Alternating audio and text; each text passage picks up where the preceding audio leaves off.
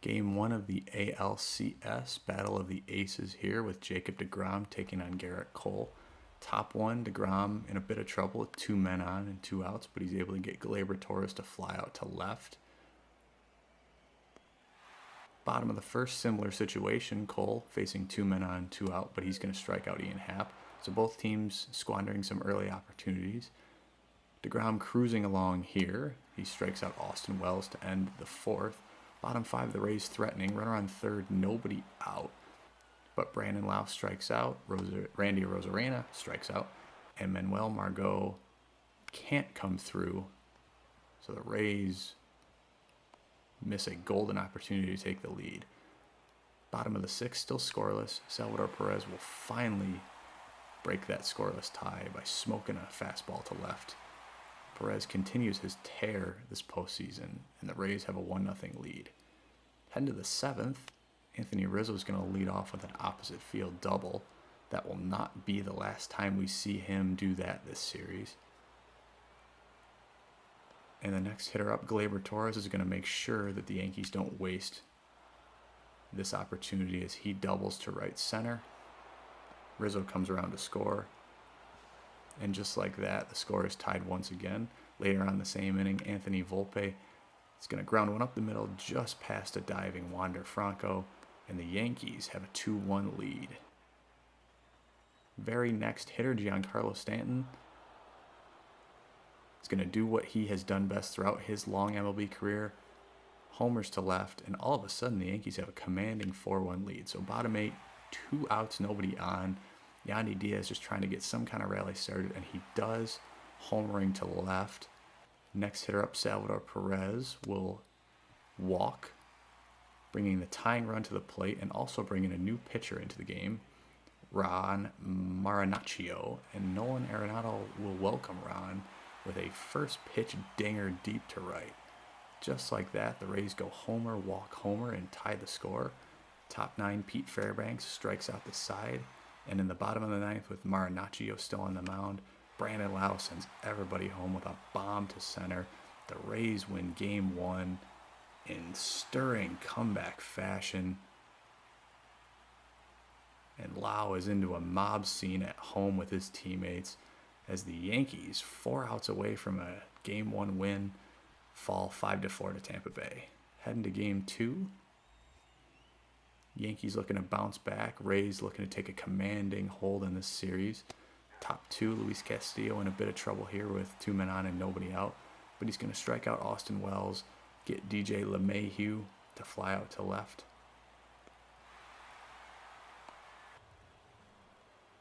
And then strike out Anthony Volpe. So Castillo wiggles out of trouble as he's done so many times this postseason. Bottom 2, 2 men on, 2 out. Brandon Lau is going to come through with a base hit to left against Nestor Cortes. So yesterday's hero, delivering early for Tampa Bay as they take a 1-0 lead. Bottom 3, Rays looking to add on some insurance. Salvador Perez flies one to right with a runner on 3rd. The runner on 3rd was Wander Franco. He takes off like he was bluffing and is still gunned down at 3rd. So some bad base running there keeps the score 1-0 Tampa Bay. Top of the 4th, Anthony Rizzo leads off with an opposite field double. Stop me if you've heard that before. And then later on in the same inning, 2 men on, nobody out. Austin Wells, the backstop for the Yankees, is going to take a Luis Castillo sinker and deposit it over the right center field fence. So the Yankees all of a sudden have a 3-1 lead. Bottom of the same inning, Randy Arozarena is going to steal second without a throw. And then one pitch later, Yandy Diaz will drive him home with a base hit to center. So the Rays cut their deficit in half and make the score 3-2. Bottom 5, still 3-2. Wander Franco is going to get plunked. So there's now a man in scoring position for Chris Bryant. He delivers off of Clark Schmidt, driving a cutter up the middle and tying the score at 3. Later in the same inning, Nolan Arenado, a chance to drive in the go-ahead run, but he cannot as he strikes out and then does kind of like a reverse bat flip. We head to the top of the 7th. Harrison Bader is going to go deep to left and take a Garrett Clevenger fastball over the wall. So the Yankees now have a 5-3 lead in the late innings, and that lead would continue until the bottom of the 9th. Yandy Diaz leads off the inning with a double to left, getting the home crowd going. And then after a walk, a wild pitch would move both runners into scoring position. Still nobody out for Brandon Lau. And while everyone was dreaming of a walk-off 3-run homer, Lau did not deliver on that, but did get the run home with a grounder. And next man up, Manuel Margot. I think Kevin Cash said after the game he thought about pinch hitting for him, but he decides against it. And Margot rewards his faith with a double into the right center gap. This game is tied. And the Rays have rallied once again, facing a multi-run deficit in the late innings. Later on in the bottom of the ninth, Wander Franco skies one to right.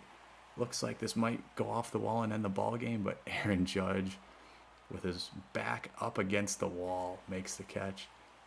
Next hitter up, Chris Bryant smokes one to center. This one looks like it might be a walk-off winner, but Harrison Bader is there to take care of it.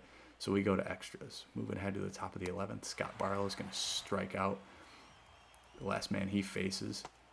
And then the bottom of the 11th, 2 outs, nobody on. Brandon Lau checks his swing. Controversial call. Umpire says he doesn't go. Then Lau gets caught in a rundown here where it looked like he was trying to steal. But the Yankees botch it a little bit and Lau's able to get back to first. Very next pitch, there goes Lau again. And he's going to be safe at second, putting himself in scoring position. And the next pitch after that, Manuel Margot is up. And Manuel Margot does exactly what you think he would. He laces one to right center.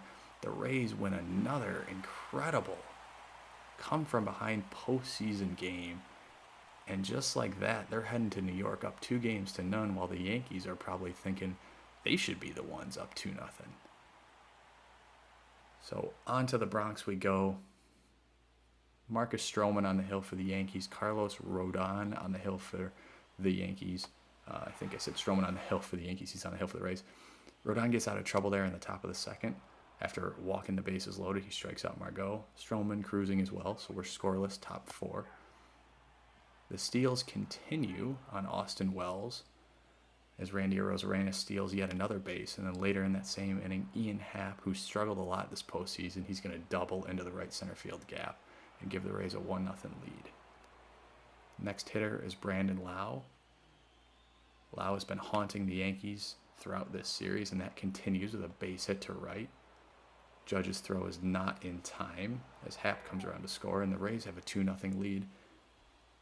Heading into the middle innings, Stroman, still protecting a 2-0 lead, is going to give up what looked like it was just going to be a base hit to Oswald Peraza, but Manuel Margot, who's such a solid defensive center fielder, botches that, and Peraza gets all the way to third. Next man up is Harrison Bader. He's going to fly one to left, more than deep enough to drive in Peraza. So the Yankees cut their deficit in half. And then later in the same inning, Anthony Rizzo, who has gone opposite field numerous times already this series, is going to pull one, and this one's going to go way over the wall. So Rizzo, big fly to right center, his 4th of the postseason, and the Yankees tie the score. Bottom 7, Stroman, after a leadoff walk, is going to give up a single to DJ LeMahieu. So the Yankees are in business here. Kevin Cash tabs Jeffrey Springs out of the bullpen. Springs, who had a rough regular season, has really redeemed himself in the postseason. He gets a strikeout and then a double play ball to end the 7th. And we're on to the 9th. First batter, leading off the top of the 9th, Randy Arozarena facing Jimmy Cordero. And Arozarena is going to smoke one to left center. That one is out of here. A huge homer for one of the Rays' most tenured players. Later on in the same inning, Lau grounds one to first. Anthony Rizzo throws it into left field. And then the Rays kind of botched the base running a little bit. Yandy Diaz should have been gunned down at third, but the throw from left was inaccurate too. So now the Rays have 2 men in scoring position with 1 out, and Manuel Margot, who else, comes through with a base hit to left, driving in both those insurance runs. The Rays have now a commanding 5-2 lead, and Kendall Graveman makes quick work of the Yankees, striking out the last hitter he faces, and the Rays all of a sudden find themselves up 3-0 in the ALCS. Looking for a sweep here against Luis Severino. The Rays struggling early. Manuel Margot soft liner to short. But Zach Eflin is up to the task as well, getting Oswald Peraza to ground out to third. Top of the fourth, the Rays threatening a bit after a couple of walks. Ian Happ is going to ground out to second. Close play there, but the Yankees get it in time. Bottom of the fourth, same situation. And Zach Eflin is also able to wiggle out of trouble. Bear in mind, the Rays do not have a hit up to this point in the game. Bottom five. Yankees putting together a rally here. Estevan Florial is going to single into the right center field gap. So the Yankees have runner on third with one out. And Oswaldo Peraza came through in last night's game, but he's not going to come through here. Inning double play ends the threat. Bottom of the sixth, the Yankees have another situation with a runner in scoring position, less than 2 outs. But Rizzo strikes out, and then Gleyber Torres puts a charge into one, but right at Ian Happ. So we're still scoreless. Bottom of the seventh, stop me if you've heard this before. The Yankees have a runner in scoring position, but can't come through as Chapman strikes out a hitter to end the inning. Manuel Margot, top of the eighth with 2 outs. The Rays still don't have a hit, but the Rays center fielder is going to put it into that with an infield single, so the no-hitter is over. Bottom 9, Austin Wells grounds out with Chapman still in, so we're playing extras and we're still scoreless. Bottom 11, the Yankees have a chance to walk it off, but Scott Barlow strikes out Gleyber Torres. Top 12, Chris Bryant, man in scoring position, can't come through, chases a pitch outside. Top 13, we're still scoreless. Wander Franco has 2 men on 1 out. Grounder to second, should be a double play. But Isaiah Connor Falafa is going to sky his throw into what is like the 7th or 8th row. And the Rays take a lead somehow, despite only having 2 hits up to this point. And then Yandy Diaz is going to tack on an insurance run with a base hit to center.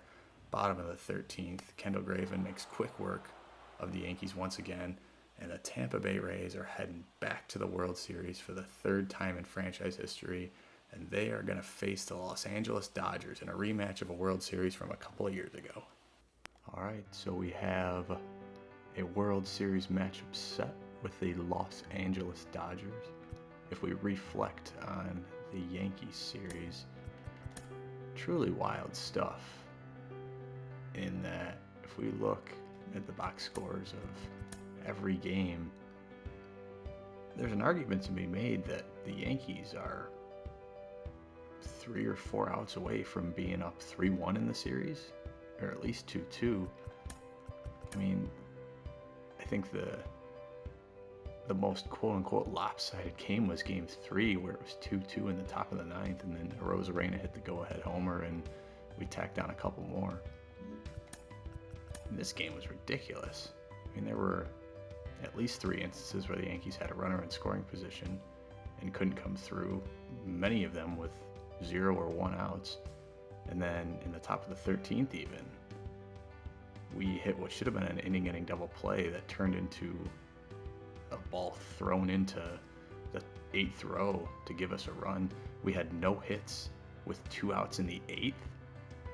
And then Margot got an infield single, so really bizarre series. It's funny given the Yankees' history. Like when I was growing up, the Yankees were in the midst of their three-peat and almost winning 4 straight titles in the late 90s, early 2000s. And so this is the kind of thing it felt like they would always do to other teams, just pull these games completely out of nowhere and snatch victory from the jaws of defeat. But we were able to flip the script on them in this one. So we're moving on to play the Dodgers. We've also won 7 in a row, 5 of them in pretty close fashion, and we had a stretch there. I guess our last 3 home games have all been walk-off wins, because that last game of the Twins series, we were down 3-2 in the bottom of the 9th, and then got a 2-run single to win it, and then walk-off homer here and walk-off double here. So we're in a good spot heading into the Dodger series. If we look at what transpired on the other side of the bracket, Phillies and Dodgers, the top 2 seeds in the National League, squared off. Looks like the Dodgers took Game 1 pretty straightforward. In Game 2, the Phillies just took control in the middle innings and held on for a win. And then heading back to Philly, looks like good pitching performances. I mean, this game, let's see who pitched for the Dodgers in Game 2, Walker Buehler. I saw Kershaw coming in, has an ERA like under 1, so Yeah, there you go, 0.64 after game 1. Game 4, kind of the big turning point, because it could have either been 2-2 or 3-1 Dodgers, and Dodgers just smoked them. Almost a complete game shutout by Julio Urias. And then the Phillies staved off elimination in a low-scoring Game 5, but the Dodgers ended it in Game 6. So, as you may have already noticed from the schedule, we do not have home field advantage against the Dodgers. So we'll be starting that series in LA. And we'll see how it goes. But all in all, if we take a look at just kind of the averages and stuff here, unsurprisingly, a bunch of guys are struggling, continuing the struggles they had in the regular season. But if we look at the fuller stats,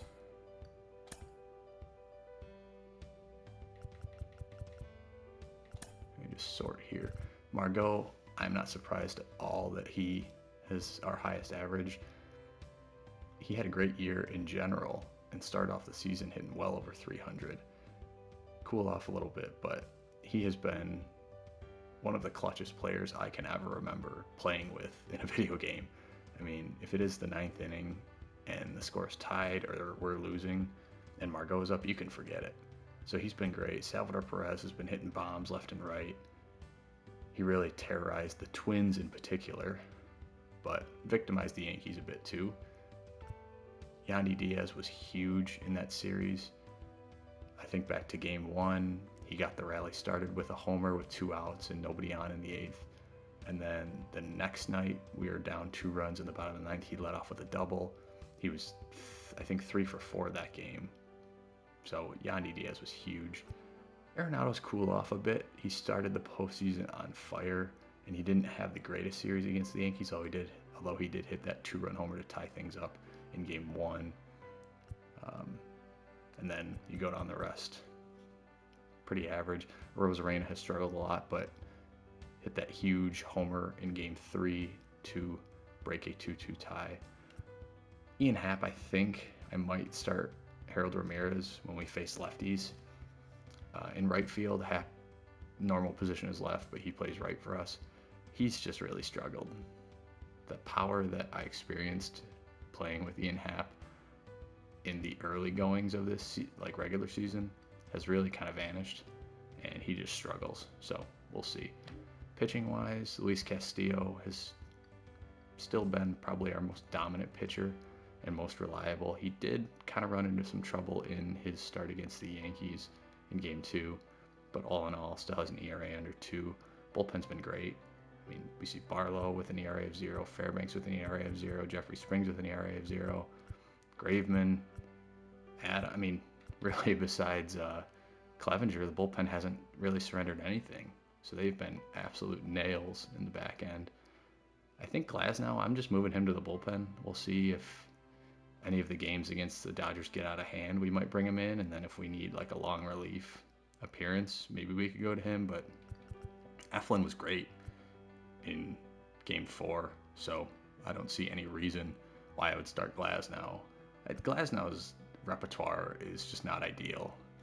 He only has a fastball, knuckle curve, and slider, so no changeup, no sinker, no splitter, no kind of pitch with downward action besides a knuckle curve.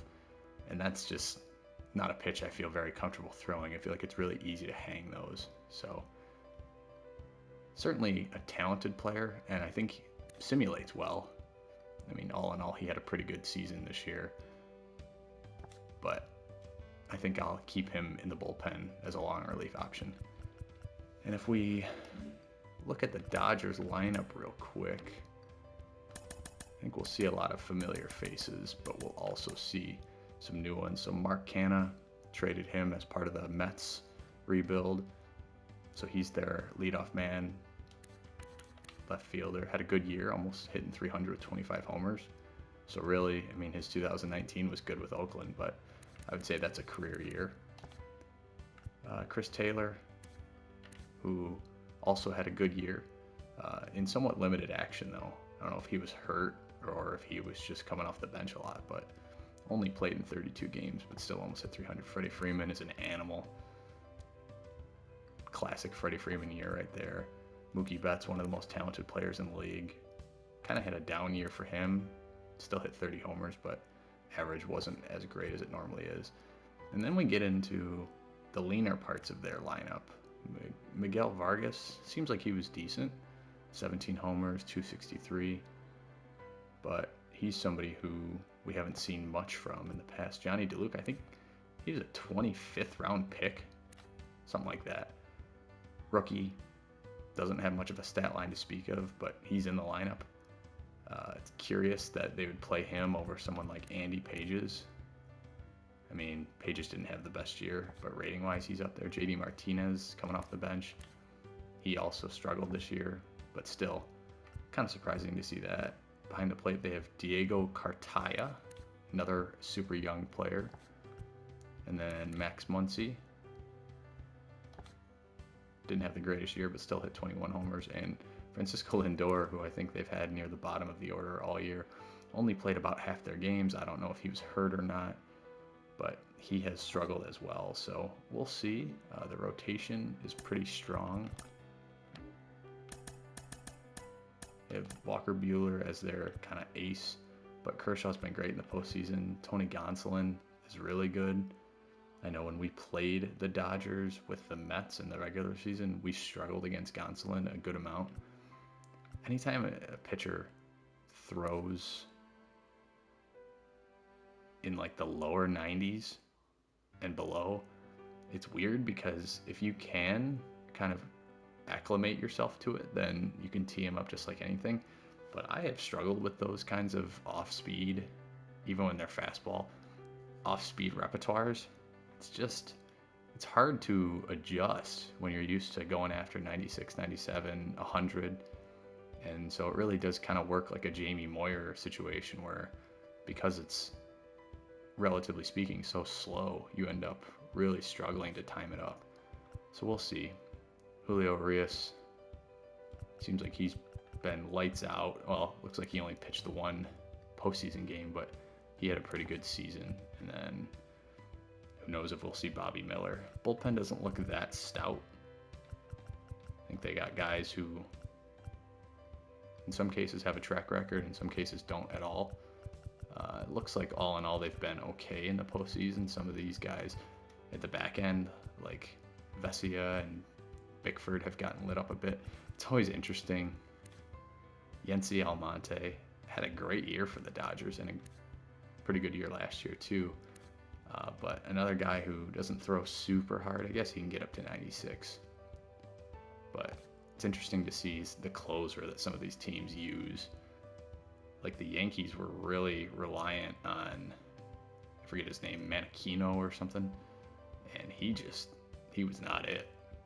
Did not have many pitches, did not have much movement.